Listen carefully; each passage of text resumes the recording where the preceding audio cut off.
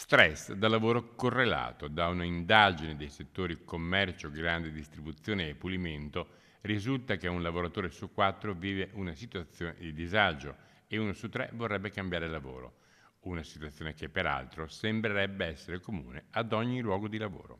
Effettivamente le percentuali che noi riscontriamo sono circa sul 30%, quindi una persona ogni 3 vorrebbe cambiare lavoro.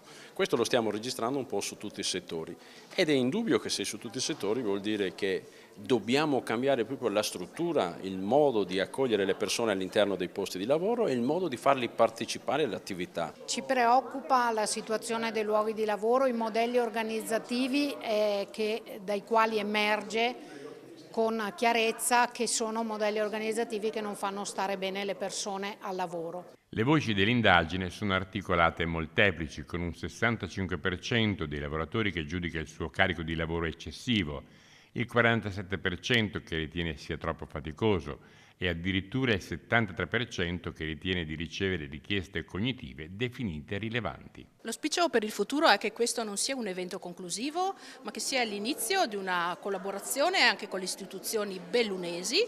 Parlo dell'INAIL, parlo dello SPISAL, parlo delle imprese e parlo delle associazioni datoriali, perché il nostro scopo è quello di risolvere lo stress lavoro correlato, quindi che non diventi il problema del futuro, ma essendo già un problema di oggi, cercare di risolverlo.